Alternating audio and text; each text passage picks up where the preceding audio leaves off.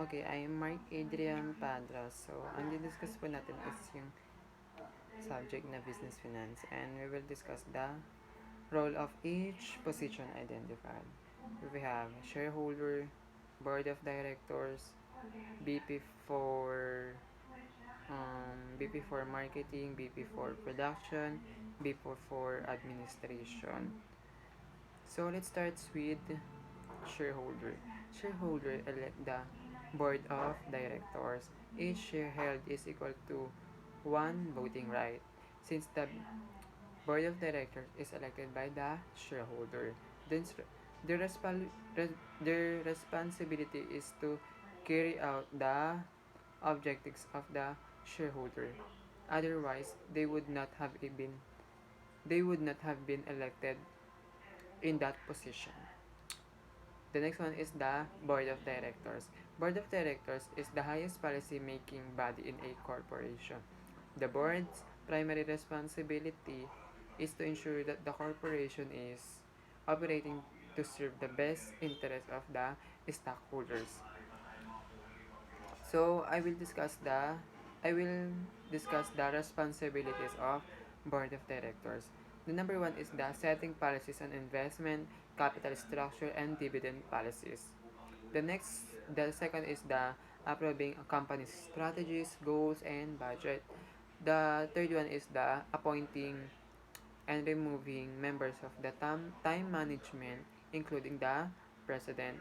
Number four is the determining the tax management's compensation. The last one is the approving the information and other disclosures reported in the financial statements. So, ayun yung mga responsibilities ng board of directors. So, let's talk about the responsibilities of a president, or call it CEO, or chief executive officer. The number one is the overseeing the operations of a company, ensuring that the strategies as approved by the board are implemented as planned. The number two is performing all areas of management, such as planning, organizing, staffing, directing, and controlling, of course. The number three is representing the company in professional, social, and civic activities. The number four is the carries out the decision making for all functions. Okay? So, then, the next one na we will talk natin is the BP for marketing. So, sabihin ko sa inyo kung ano yung mga ginagawa ng BP for marketing. The number one is the formulating marketing strategies and plans. The number two is the directing and coordinating company sale. Of course, kailangan nila yon. The number three is yung performing market and competitor analysis. The number four is the analyzing and evaluating the effectiveness and cost of marketing methods applied. Number five is the conducting or directing research that will allow the company identify new marketing opportunities. The last one is the promoting good relationship with customers and distributors, of course. The next one is the BP for production. The production ensuring products meets customer demands, of course. Identify production technology, process the minimize production cost, and make the company cost competitive, coming up with a production plan that maximize the utilization of the company's production facilities. Next one is the identifying adequate and cheap raw material suppliers.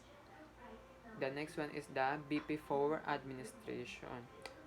So, here are the among the responsibilities for BP4 administration.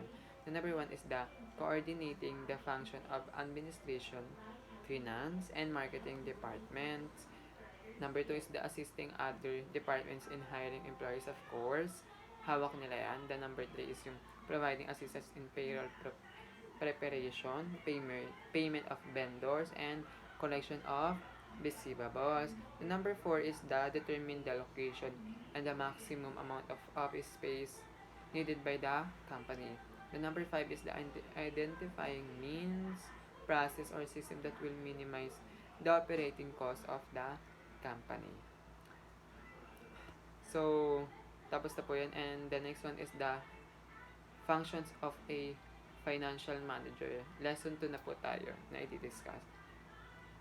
So, the four function of a BP for Finance or CFO, which is our financing, investing, operating, and dividend policies. Financing decisions including making decision on how to fund long-term investment, of course. The role of the BP for Finance of the financial manager is to determine the appropriate capital structure of the company.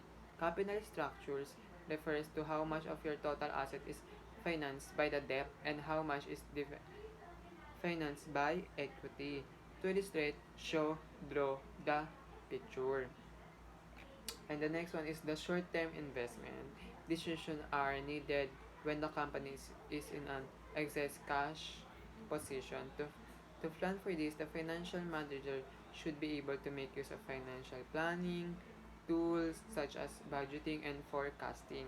Moreover, the company should choose which type of investment it should mm, invest in that would provide a most um, optimal risk and return trade-off.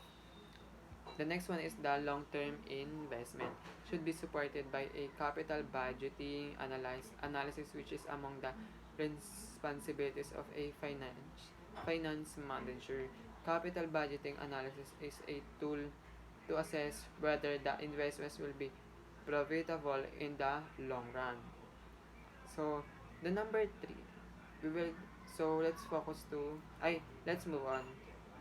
The next I will discuss is the financial planning process. There are six steps. There are 6 steps of financial planning process that you should know. It includes step 1, determine your current financial institution. You will determine your current financial institution with regard to income, savings, living expenses, and debts. Preparing a list of current assets and debt balances and amounts spent for various items gives you a foundation for financial planning activities. The next one is the develop financial goals. You should develop financial goals. You should periodically analyze your financial values and goals. This involves identifying how you feel about money and why you feel that way. The purpose of this analysis is to differentiate your needs from your wants. Specific financial goals are vital to financial planning. Your financial goals can range from spending all of your current income to developing an extensive savings and investment program for your future financial security.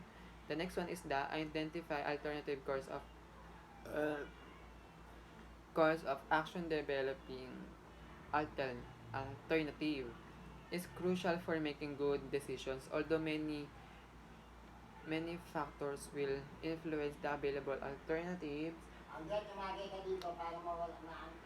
possible courses of action usually fall into these categories. Step 4, evaluate alternatives. You need to evaluate possible course of action, taking into consideration your life, institution, personal values, and current economic conditions. Every decision close of alternatives. Step 5 is created and implement a financial action plan. In this step of the financial planning process, you develop an action plan. This requires choosing ways to achieve your goals. As you achieve your immediate or short-term goals, the goal next in priority will come into focus. Number 6 is evaluate and revise your plan. Financial planning is a dynamic process that does not end when you take a particular action. You need to regularly assess your financial decisions, changing personal, social, economic factors may require more frequent assessments. And that's all. Thank you.